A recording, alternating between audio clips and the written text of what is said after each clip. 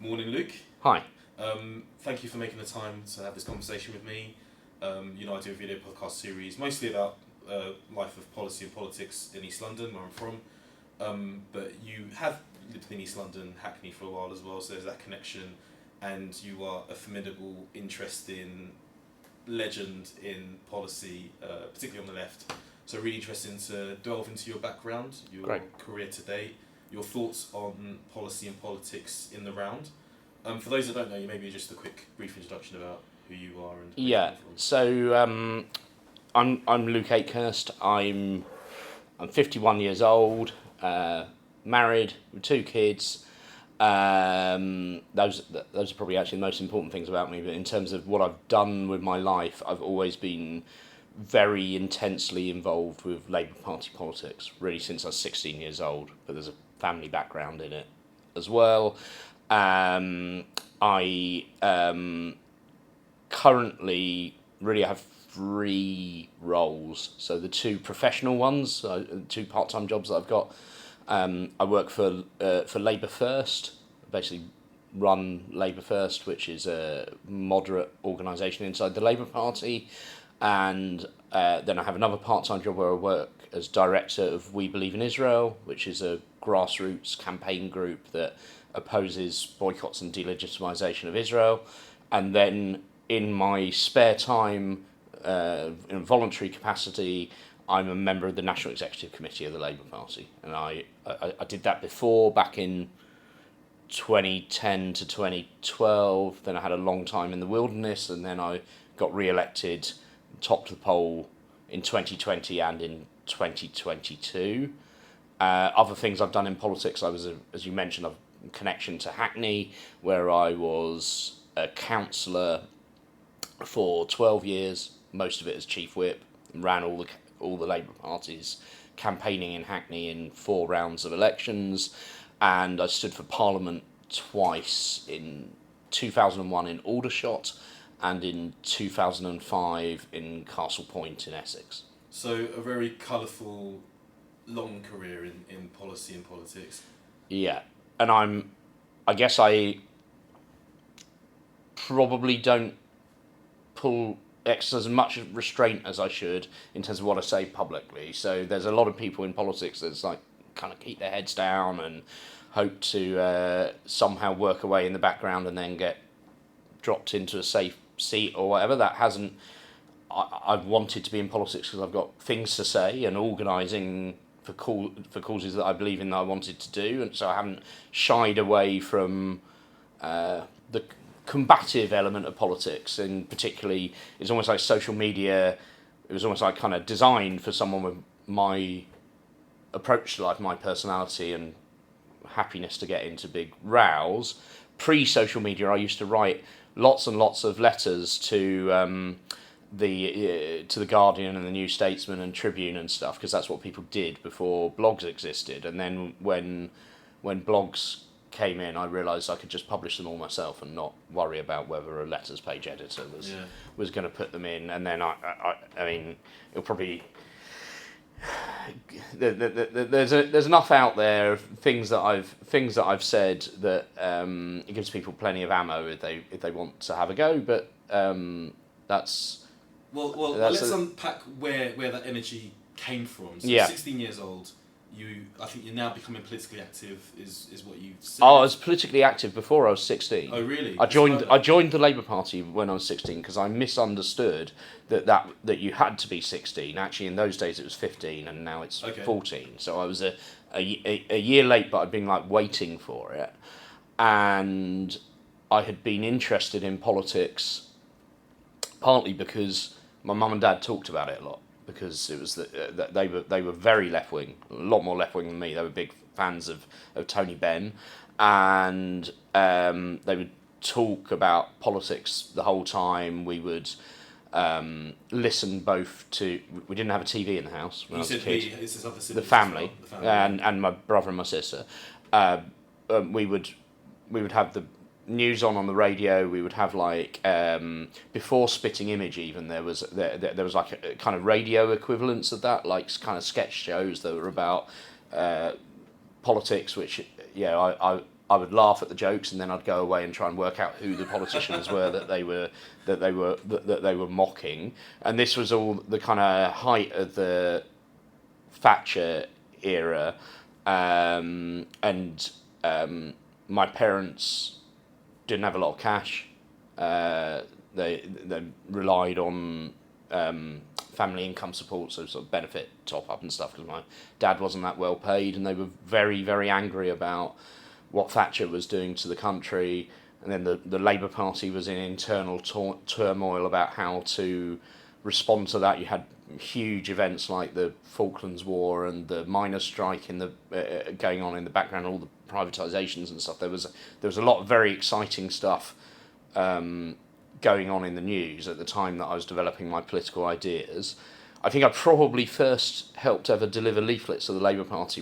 My mum, there was a year where she stood for the parish council and came bottom and never stood for elected office again, which is a shame, because I think she actually would have made a great councillor. She was very heavily involved in lots of community organisations and lots of stuff to do with preschool education and stuff like that.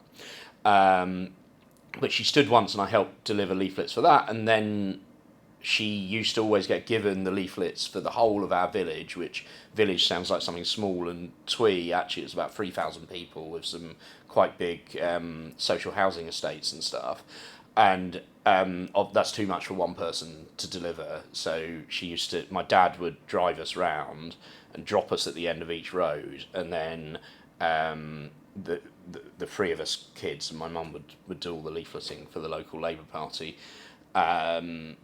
There was a kind of backdrop as well of her grandparents, so my great-grandparents, having been incredibly politically active.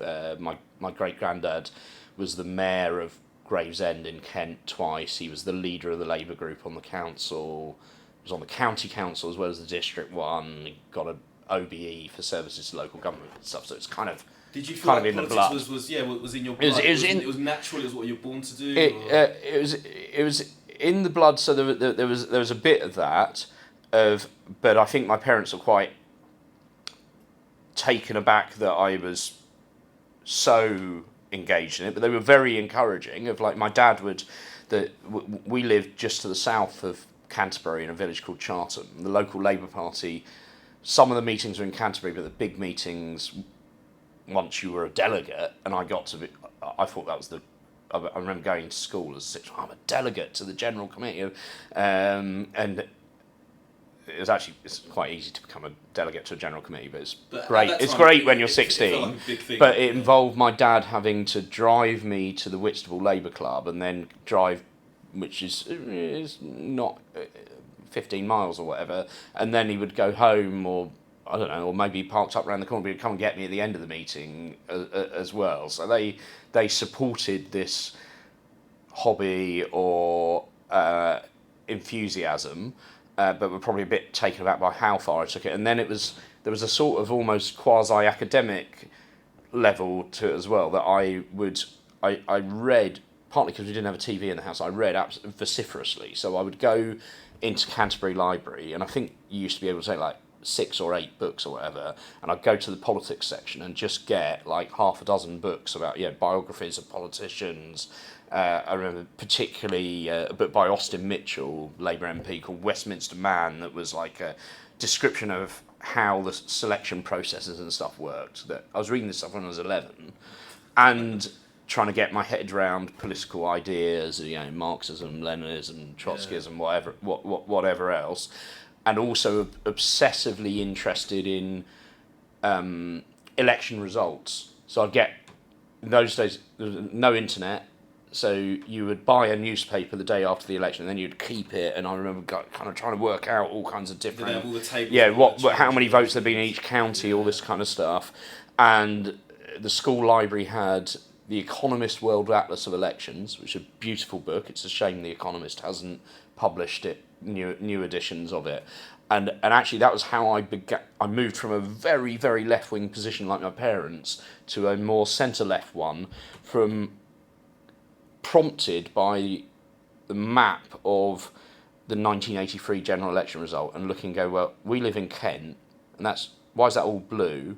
why is the nearest Labour MP? The nearest Labour MP to Kent in those days was Peckham, was Harriet Harman, and I was like, there's hardly any Labour. There's hardly any Labour bits on the map at all. There's only 209 or whatever. What's caused this? So I went away and read as much as I could about what had caused the Labour Party to get into such a mess, and why was it not getting that many votes. And I think that's what led me down the path to a kind of centre-left approach of trying not to be too disengaged from the electorate.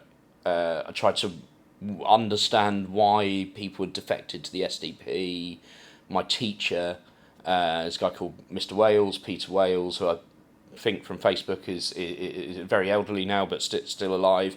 Was a huge influence on me. He had been Labour when he was young, but then he had joined the Liberals and was the Liberal leader on Canterbury City Council at some, possibly not at the exact point that he was teaching me, but he taught me history and politics at A level, and didn't try. I think he was probably upset that I joined Labour in the end and not the Liberals. Okay. But he was like, he was like, you seem so certain in your beliefs, Luke, that I know you're going to be on the centre left, and it's interesting, that you've chosen this Labour. Yeah, and can we unpack that journey from the far left, kind of on the political spectrum, to more centre left? Yeah, So, I mean, I I did it a lot earlier than most. A lot of people do that like after university or something.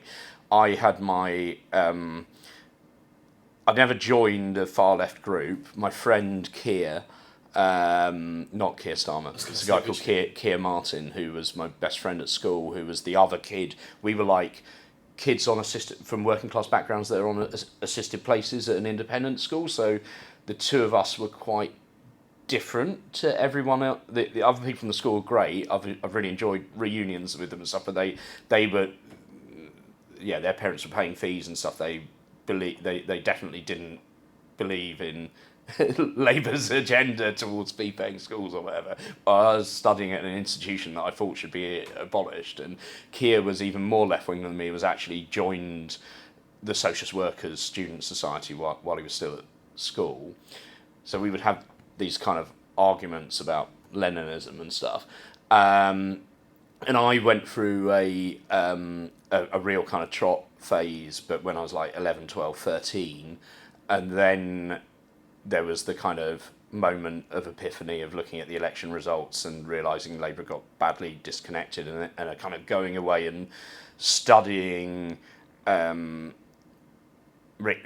mean, this sounds like so precocious and ridiculous, but I was like reading Crossland's Future of Socialism and stuff, and reading any books that I could by people like Dennis Healy's autobiography and things like that. Age, so I'll probably go and check and find out that Dennis Healy's autobiography was published after that date. So there's we have to check that one out. But those are books that I can remember influencing me, and having big discussions about things like CND and Campaign for Nuclear Disarmament was a massive thing in the 80s. So and a big defining thing between right and left of Labour, whether you were a unilateralist or a multilateralist, and one of the causes of why the SDP split away. Yeah. So I just wanted to interrupt earlier to ask, was there any chance that you weren't going to go into politics at that age? Was there any moment where actually, as you were reading, as you were exploring another option? Well, twice in my life I could have gone into journalism as well instead. So it would have been, I mean, you can probably tell from blog posts that I quite like writing. I think I'm reasonably good at it, though I have to have a good editor that you can tell I'm also, I can talk and write a lot, and I need people to restrain me and go like, no, only 750 words. But at the University Freshers' Fair, when I arrived in Bristol, I immediately went and joined the Labour Club, meeting the new applicants, and they said, what do you think of Neil Kinnock?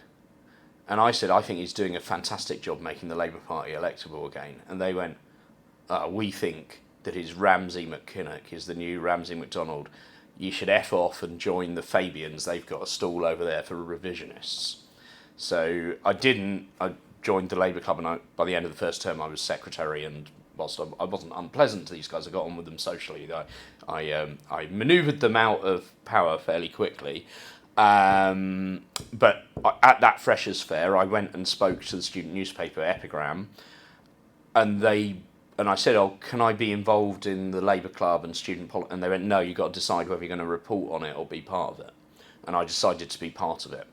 And then a similar fork in the road happened after I finished in student politics. I did like in terminal number. And what you studying at uni? I was studying politics, Yeah, single honours politics. I wanted to do PPE at Oxford, but Right. I now understand why they didn't let me in, which is when they interviewed me, I knew nothing about philosophy or economics. I only knew about politics, and so they...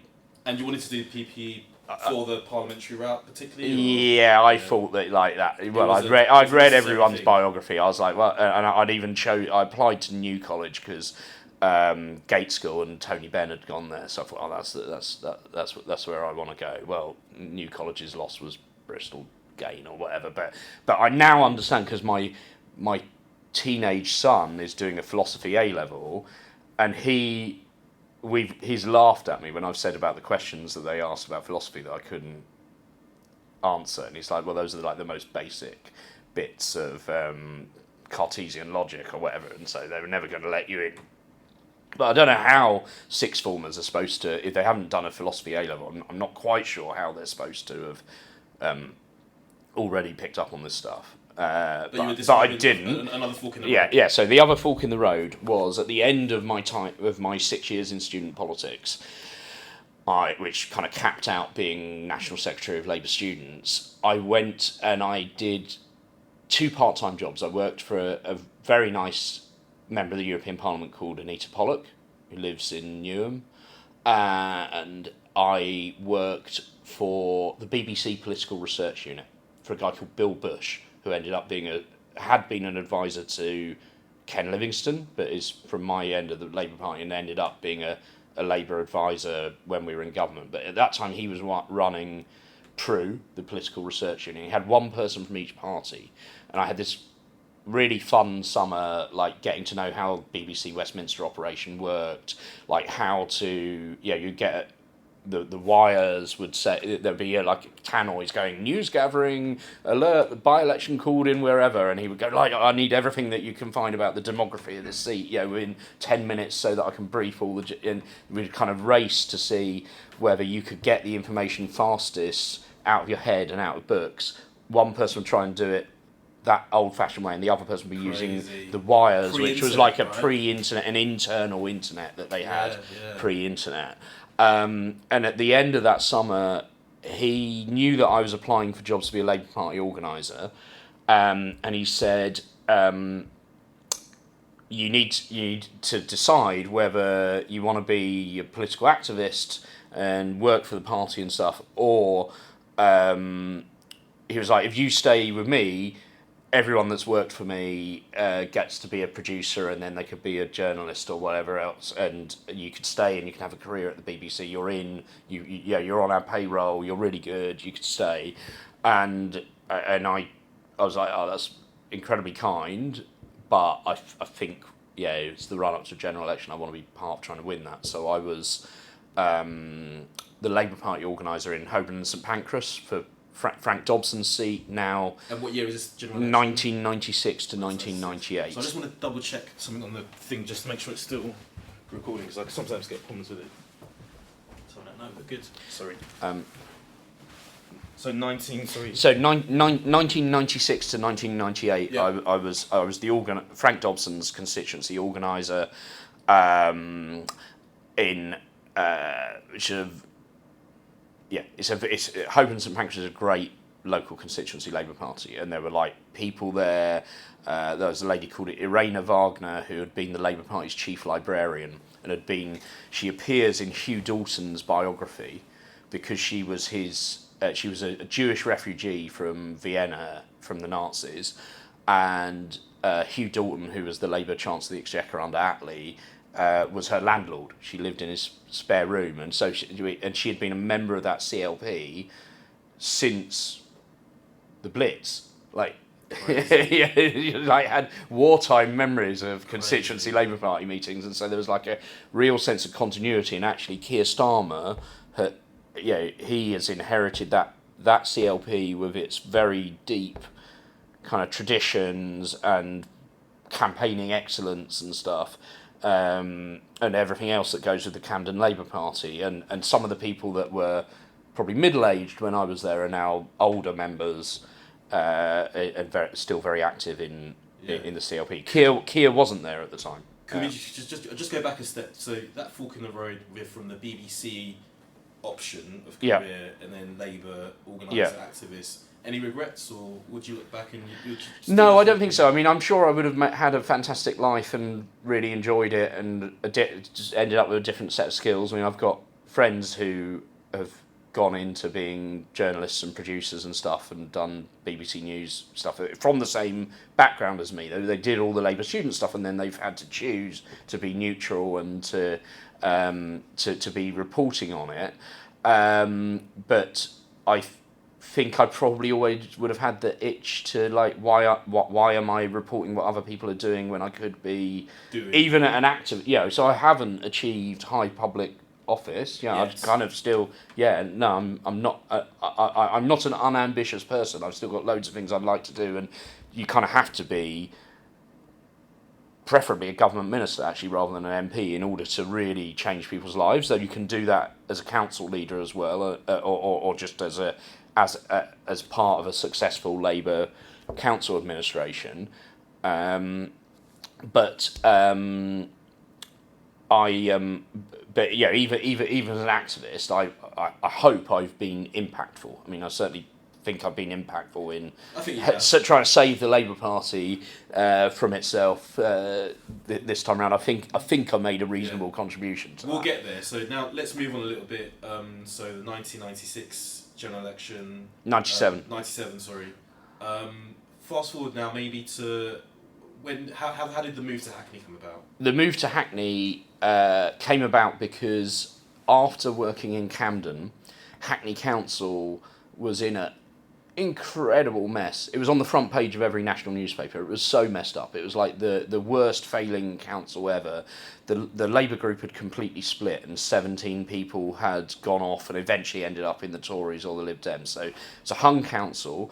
The other parties were so embittered over the split that they wouldn't allow anyone to be elected as leader of the council or to chair any of the committees. And in those days, committee chair meant cabinet minister. So there's like no political leadership. And this was a unitary council that had life and limb services around children's social services, education and stuff to run, and wasn't in control of them. There were like massive overspends where central government would get called in because we'd discover in the middle of the year that we were £50 million adrift or whatever. All of the inspection bodies were like slamming all the local services. It was like unrecognisable, because nowadays Hackney Council is actually quite an impressive, smoothly run operation, and they advertised for a political assistant for the Labour group, like a special advisor at a local government level. And London Labour Party basically rang me up and said that I had to apply for it, and they said this is the worst place in the world. They were like, this is the most horrible political environment. We think that you're tough enough to go in there. Good reputation. And they said it'll only last for 100 days and until the local elections, and then it's Hackney. We'll obviously win a majority, and everything will calm down, and you can leave. And but we just need you to be there. And I stayed. They never came and gave me another job. Like, I applied for things at HQ and never got them. And I stayed for 16 years. That's where my children were both born there. It's like place that's very, very close to my heart. I ended up stopping being political assistant. I made myself unemployed, actually, by getting selected as a parliamentary candidate in Aldershot. So I had to go into my line manager and say, well, I'm Widdicombe, I'm politically restricted, so that I'm handing in my notice because I've got a new job, not a new job, a new role as a parliamentary candidate, and then had to go and find a new day job as well, and then I didn't. It was also I found working for the party. I found it very frustrating in that you can't publicly express your political opinions, and then working as an advisor in local government, I found very frustrating because I couldn't publicly express my political, and I wanted to say things, and so that's why I went off to be a parliamentary candidate, and it's also why I wanted to be part of the. By that stage, I was very committed to turning Hackney round. I kind of fell in love with the place, and my take was, and it was shared with other people that went to work there at the time. If you've got social democratic values, what would be a higher priority than trying to be part of turning around the provision of public services in one of the poorest communities in the country? It's like these are people who absolutely depended, Hackney residents absolutely depended on what the local state could provide to them in terms of social services, housing, policing, everything else. But schools particularly, the schools were awful, and now they're really good. You've now got like the Mossbourne and all the academies that are taking kids their parents are refugees and they're getting them into Cambridge or whatever. That was not what was going on in Hackney in the late 90s. We had to take some very tough decisions about shutting down failing schools where the discipline and stuff was absolutely out of control.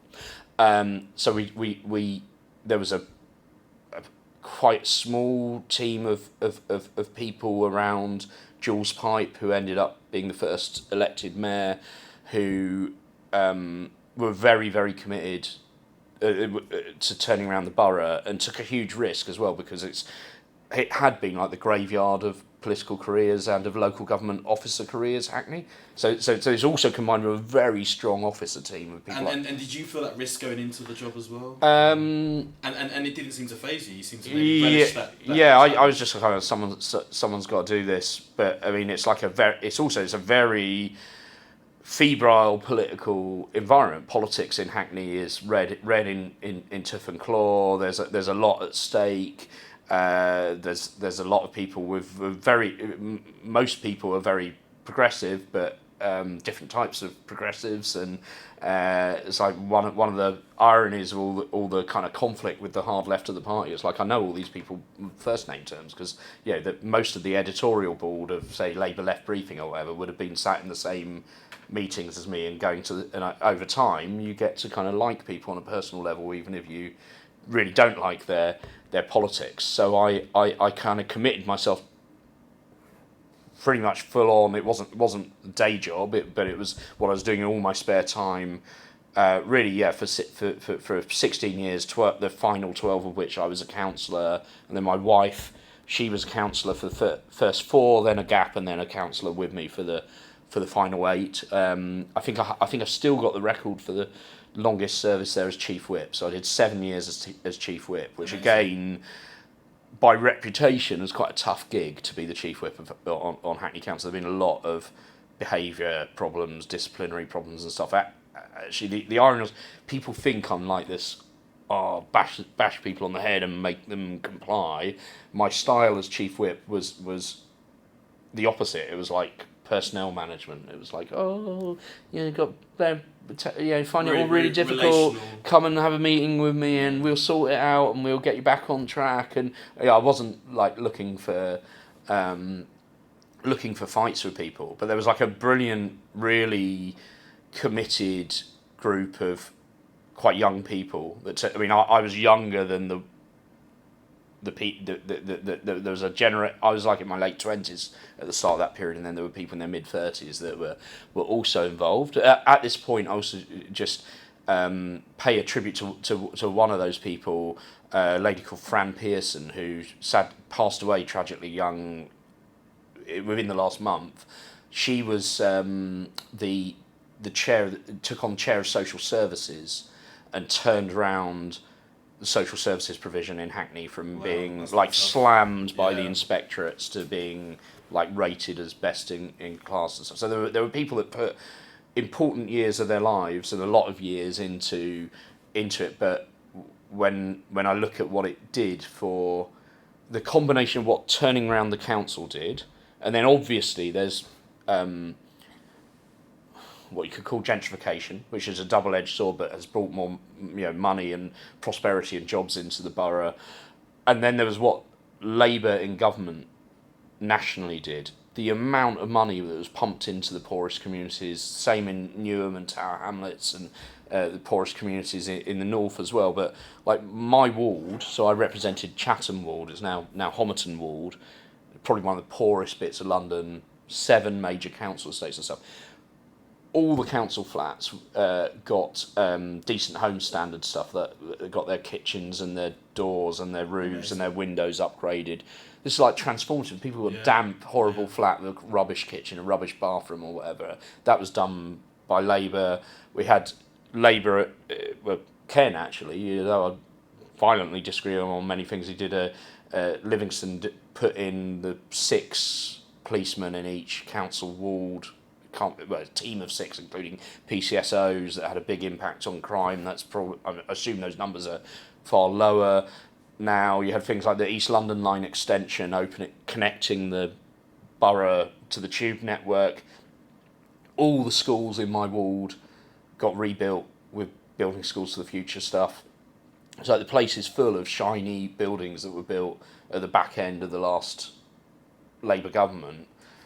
Which you were hoping to serve in. So if we focus now on your first parliamentary candidacy, Aldershot, you say? Yeah. And how are we doing for time? Because I'm conscious I'm talking quite a lot. No, it's good. Aldershot. So maybe we just focus on the experience and what you learned and how that played out and what kind of politics was it there? So Aldershot, we were in 3rd place, and the Liberals thought that they could squeeze us to bits.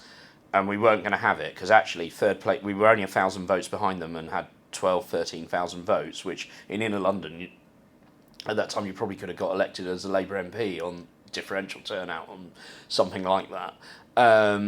And a really solid base of councillors on the estate bits of Aldershot itself, led by a couple called Keith and Sue Dibble, who I knew nationally through Labour First. And I went to see Keith because he was on the South East Regional Board. I think he was chair of it. So I want to stand for the first time in a non-winnable seat. Full experience, is it? Yeah, because I enjoyed campaigning and I felt that you can't just... I was only 28 or whatever. I didn't think you could just like go for a winnable. Can we talk through the options? And we went through all the other seats, and then he said we've always had like a local person before, but maybe if you came down, I could introduce you to everyone, and they might like the idea of like someone from London that's been an organizer and has got the campaign skills and stuff. So I had a great year as candidate there. Increased the Labour vote against the tide. So in 01 nationally we went down by a tiny bit, but in Aldershot we went up by a bit. It was, and it fitted with my interest in defence stuff, because it's actually the constituency name is misleading. It's Aldershot and Farnborough, equal-sized towns in the Aldershot constituency. Aldershot is the home of the British Army. And it's like, the country's largest military vote, military base, and nowadays there's a lot of retired Gurkhas live in the town. That's the largest minority community there. And then Farnborough is where one of the world's most important air shows happens, is the birthplace of British aviation, headquarters of BAE Systems, headquarters of Kinetic, which is a spin-off from all the sort of James Bondy type stuff that the government does, like research. And then there's like an in-house. There's a bit that's so secret that it's stayed. Defence Science and Technology Lab is there as well. So loads and loads of people that work in the world of defence. But you still represent there for the experience. Is that mostly or the kind of developing the political muscle of campaign in a parliamentary capacity. Yeah, and it's like to test whether you can. Can you do this? Some people probably try it and realise that they haven't got it, or they prefer a sort of backroom thing. Yeah. I liked it, and then I did. You found you liked it, and if we move on now to the second. The second one, Castle Point, had been a Labour seat on like the highest swing in the country. So Castle Point is like South Essex, very culturally think Basildon.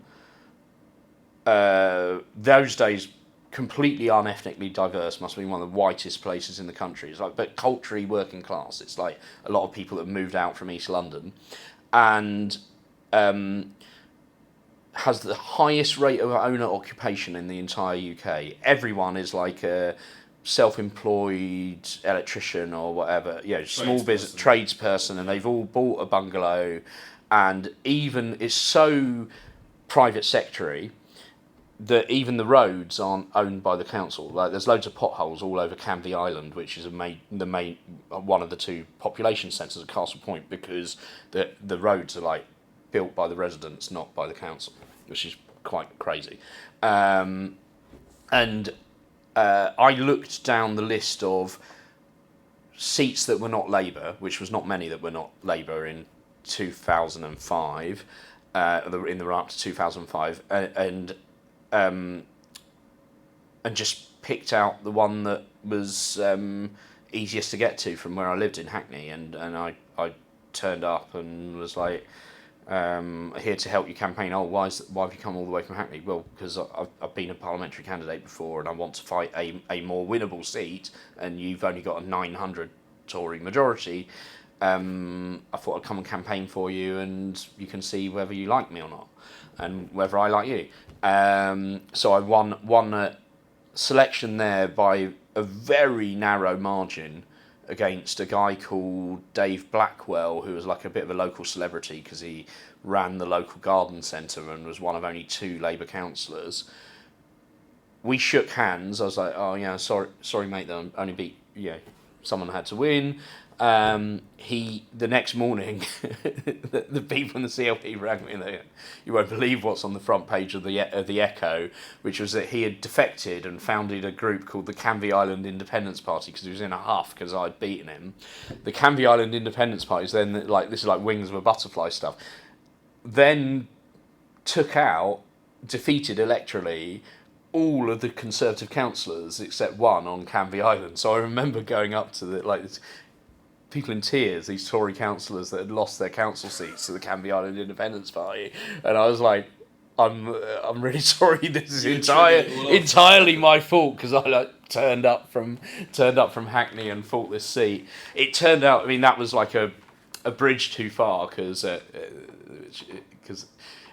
is a little Canvey Island joke because there's only couple of bridges on and off the island, and that's a major transport issue there. But it was a bridge too far, in that the tide that led to Brexit and to the Tory revival in South Essex came about 10 years before everywhere else. Really? So people in that part of the world were very anti-immigration, like horribly right wing, to be honest, on some of that stuff, and very anti-European. So the former Tory MP he'd come back and Bob Spink, and he stayed in, and then he defected to UKIP, and he beat me by about 9,000 or whatever. So there was like quite a heavy.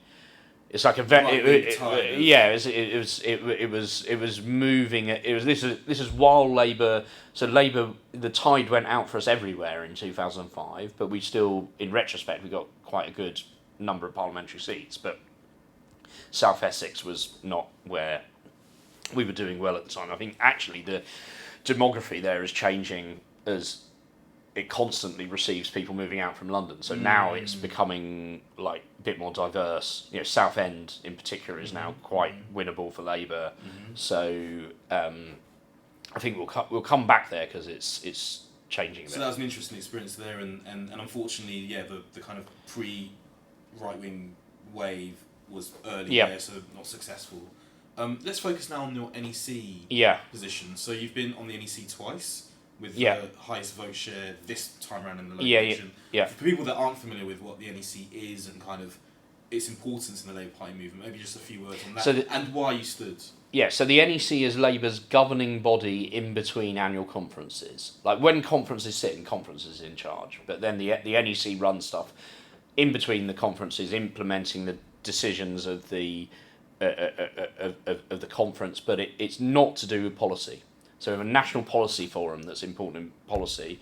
The NEC is about governance, about internal and external, how we organise ourselves internally, how you discipline rule internally. book structures. We don't actually pass the rules, but we recommend, we put up rule changes that then conference chooses whether to approve or not. We deal with large elements of the disciplinary structure. Post the EHRC report into anti-Semitism, we elements that require witnesses to be heard and which involve a protected characteristic, so race or sex or gender reassignment or what, there's a whole list of them. Disability should be the one that I think about, seeing as that's the one that I fall into. Those cases are heard by an independent panel, and we deal with the ones that can be dealt with on paper because it's about things that people have written, that they don't need witnesses to be called. But we do a lot of panel work where 3 of us will hear disciplinary cases. We do a lot of other panels that are to do with selections, particularly parliamentary ones, but things like police commissioners. We serve on the panels for those to pick them. We step in local government. We actually did it in where you live in Newham, and we did it in Sandwell. And where there's particular problems, we'll run the council selections. So it's a very important part of the Labour Party. Yeah, and why did you stand? Why did I stand?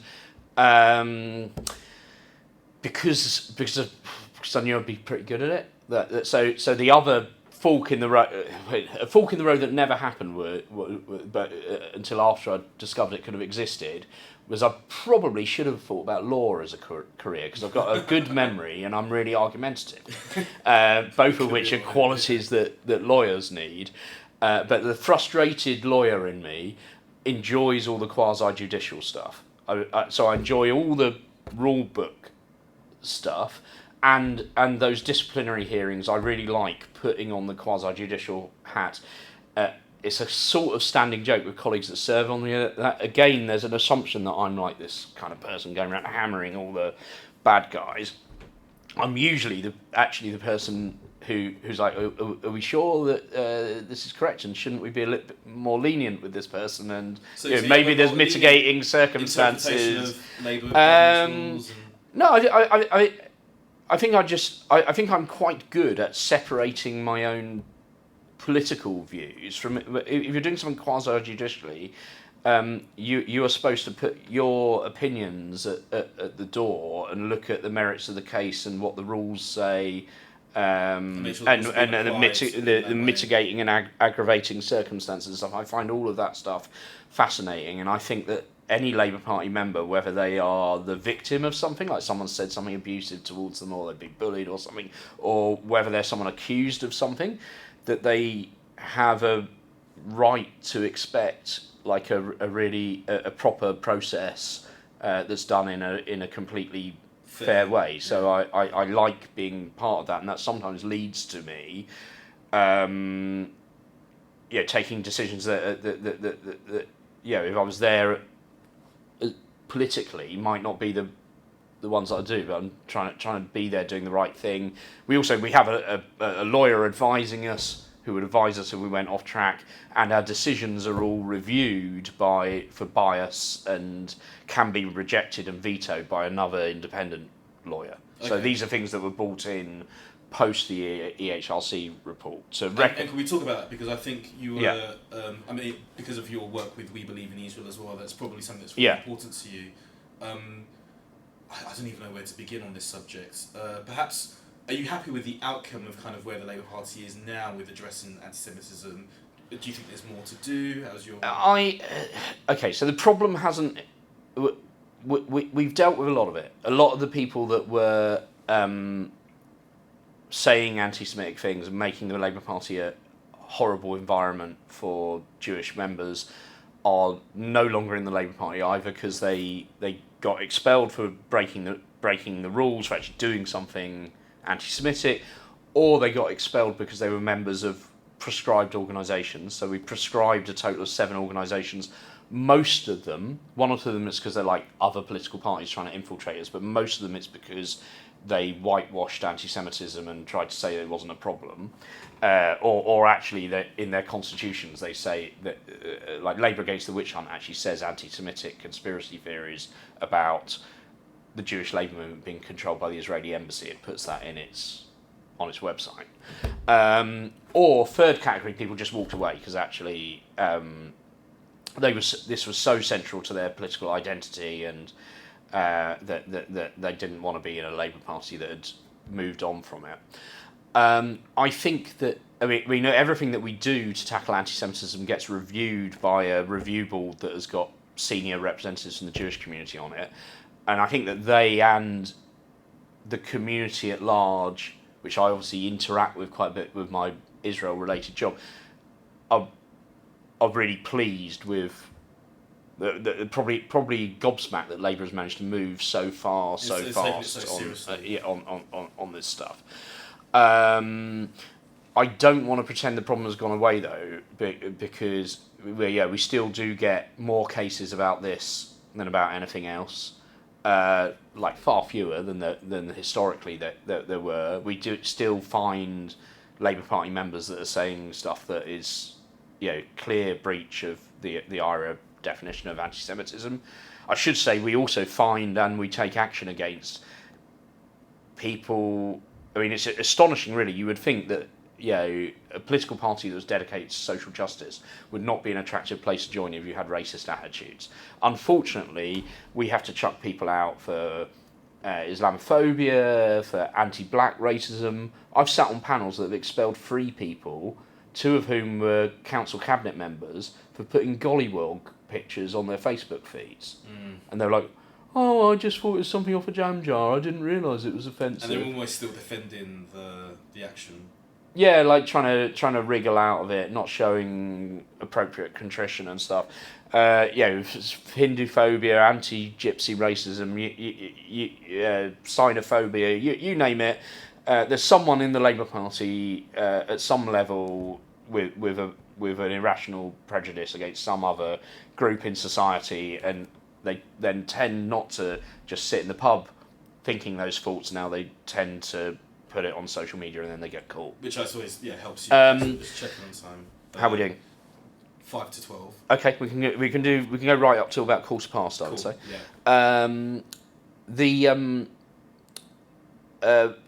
Yeah. So there's still a problem, and I think the tragedy of what happened in the post 2015 period under Corbyn's leadership is that stuff that was quite marginal in the SWP and stuff always harboured these kind of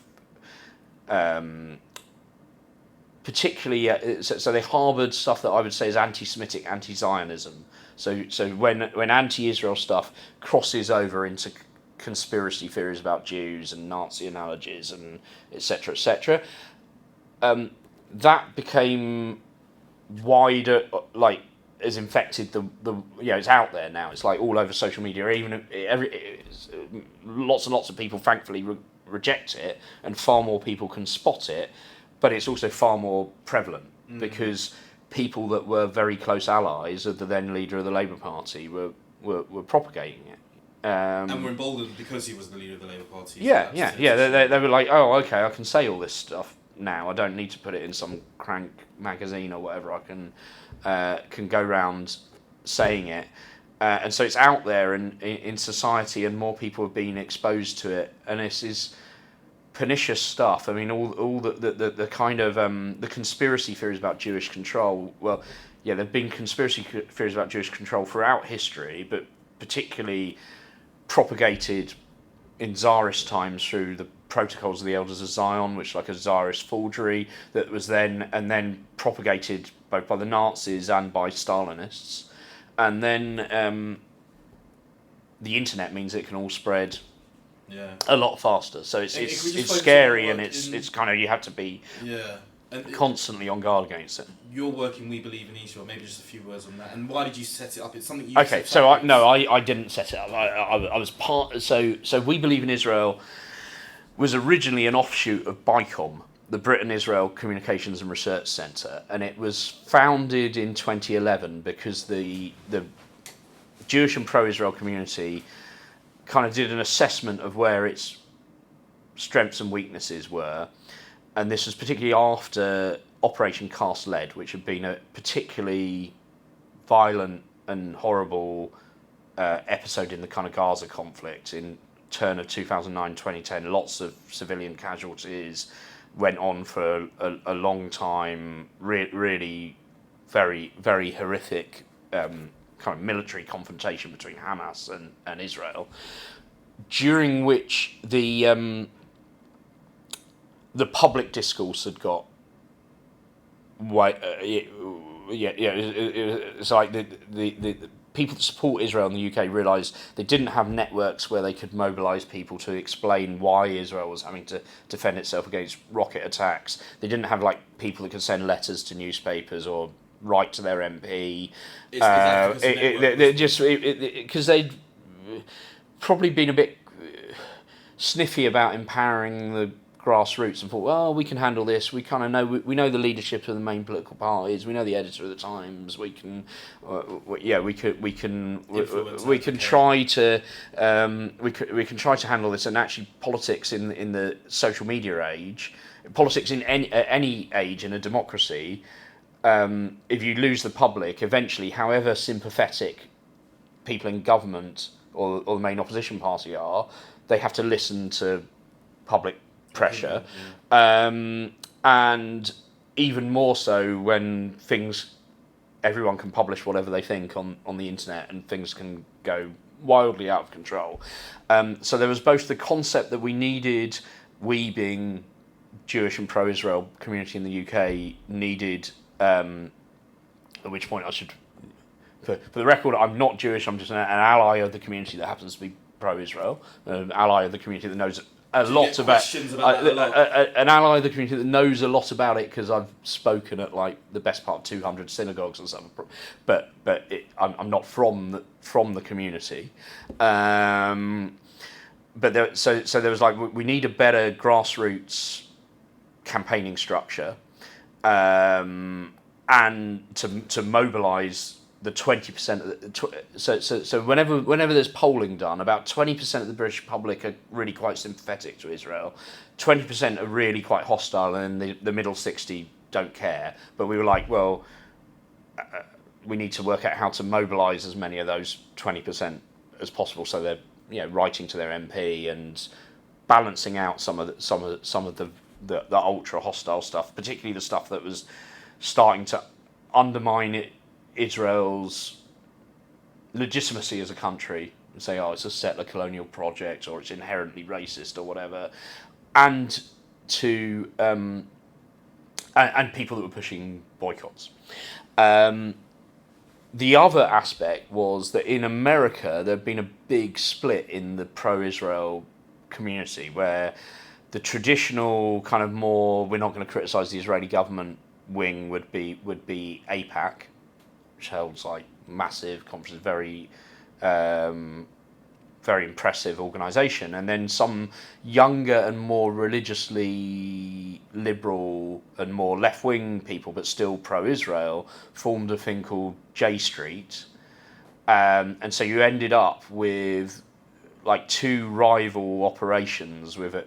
So J Street would be like a lot more overtly publicly critical of Israeli governments, while still saying, look, we're Zionists, we're pro-Israel, but we're and you'd end up with American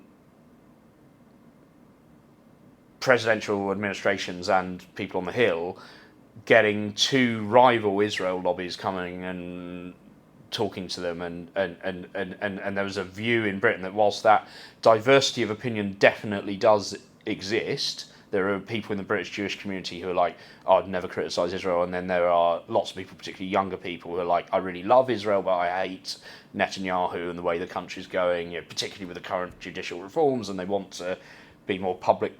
So part of the idea of of We Believe in Israel was to hold a big conference where we would get all those people in together at the conference, celebrate some of the things we agreed about. So Israel as a Jewish and democratic state, have some kind of discourse about the things disagreed on, but not end up with two rival conferences at either end. Trying to be inclusive yes. in the so it was Jewish community. And a realisation that the people that are best able to communicate about Israel to centre-left audiences, left-wing audiences, are people who themselves are left-wing. There's no point like trying to show people an article that Melanie Phillips has written. I mean, she writes very well, but that isn't going to persuade people on the left that they should that there's stuff in Israel, there's people in Israel that they should show solidarity with. So originally it was a conference, and then the delegates, and I was involved as a consultant in the programming for the conference, and then the delegates of the conference said, you can't just like inspire us all and tell us to do grassroots stuff, and then someone's got to tell us what to do, send us emails and get us networked, and so Lorna Fitzsimons, who was the BICOM chief exec and had been a Labour MP and had been NUS president when I was a student activist, she headhunted me basically. It was like, come and do this, and I've been there ever since, though point of COVID or just before was where it became, instead of being a 4-day-a-week job, it's now a 2-day-a-week job, and I do my Labour stuff professionally as well as voluntarily now. I'm sure people will be interested. Where was the genesis of your pro-Israel, pro-Jewish affiliation? So there's a longer version of this. If people Google my name and Jewish Telegraph, there's an interview where I explain about this. But it comes from, so my granddad. So no one in my family is Jewish. In fact, by the time I was around as a kid, like none of them were religious in any sense. So it's not like there are some non-Jews who they're Christian Zionists or whatever. They're inspired by biblically inspired to support Israel. That's not. I'm not a person of faith. I'm like very interested in faith, and I spend a lot of time in synagogues and churches, and I visit mosques if I'm invited to. I'm really, really interested in engaging with people of faith. I find the whole thing fascinating, and I'm like open to the idea that later in life I'm leaving a bit late, but that I might suddenly arrive at. But for now I'm agnostic, and I come at this from a secular political viewpoint.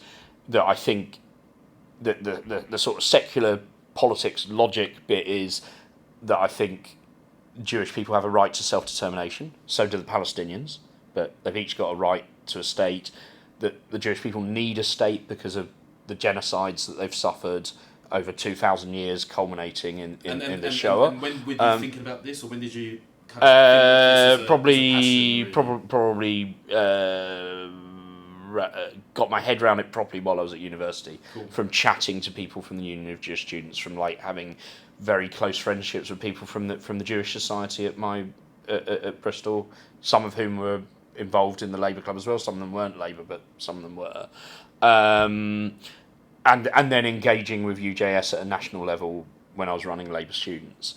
So that's where like the kind of deeper understanding about Jewish national self-determination, what is Zionism, and then you discover, if you're like a person from the left, like all the people running it, obviously not Netanyahu in this post-1977, it's changed, but the first generation that founded the State of Israel, created all the state structures, were incredibly left-wing. It's like the most left-wing people I've ever met, living on kibbutzes on the Gaza border, like insanely left-wing.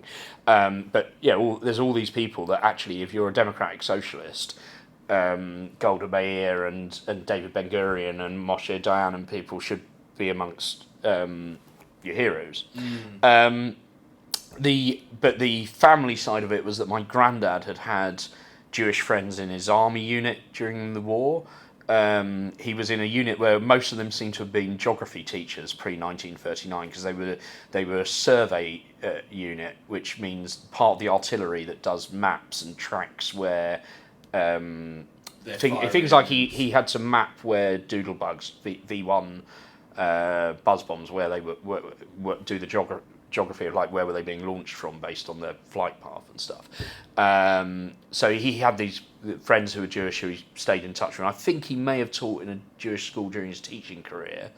So I was just kind of brought up with a family background of like hostility to anti-Semitism. In fact, the opposite, like very positive feelings towards the Jewish community and positive feelings by extension towards Israel. My mum reinforced all of that. And then I turned up at university and there was quite a thriving JSOC, and the people that hated me because I was a moderate Labour person, like the people from the Socialist Workers' Party, they hated the JSOC because they were pro-Israel, and it kind of pushed us all together. We're nearly out of time, so maybe just a last couple of questions about the future. So I think you've suggested, there is still ambition.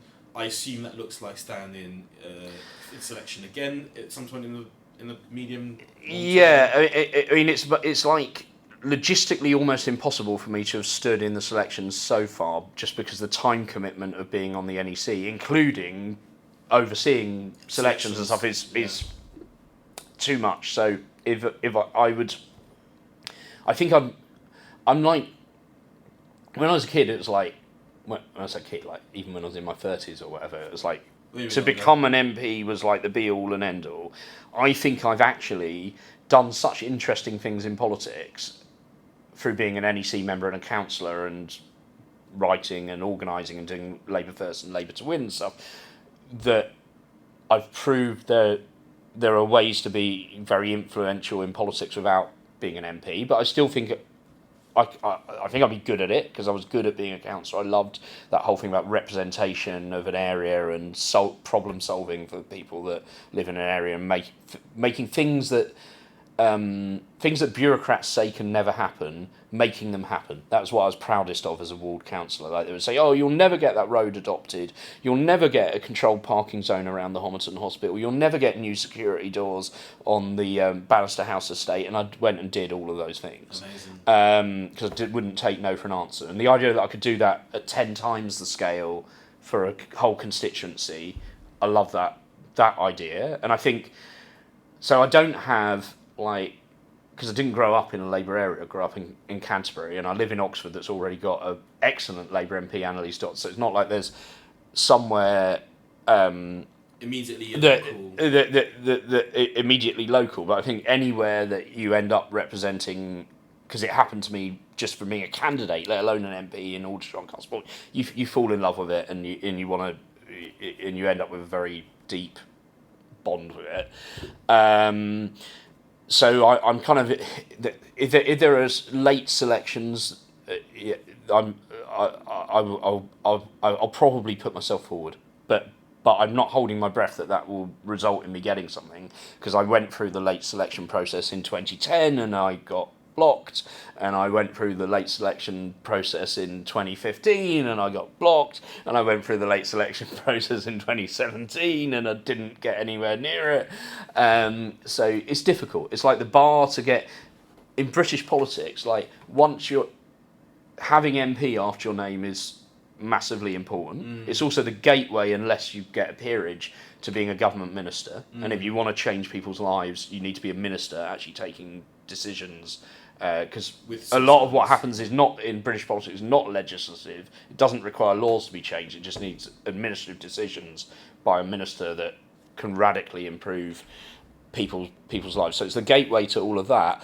But to get into Parliament is really very tough. Like, it's a very competitive environment. There are thousands of people who are good enough to be Labour MPs, and not the vast majority of them don't get to do it. So it's also important to find, if you want to contribute to politics, it's important to think about the other things that you do, councillor or office that you hold in the local party, as being of huge value in themselves, because statistically you might not get to be an MP. So do all the other stuff not as stepping stones, but for its own part. Do it, yes, to learn the skills so you could be an MP, but also do it because we need really good people doing all of those things.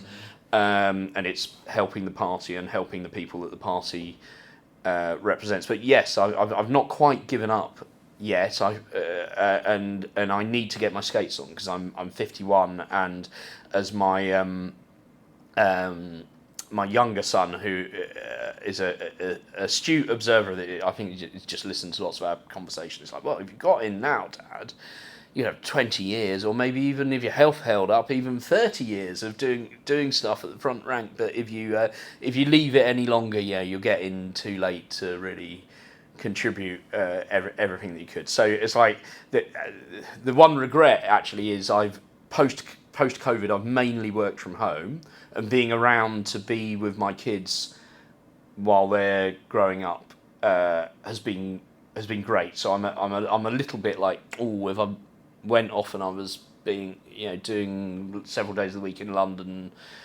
now, I wouldn't have as much time with them. With the family, but they're getting that bit older that it's probably more viable. Yeah.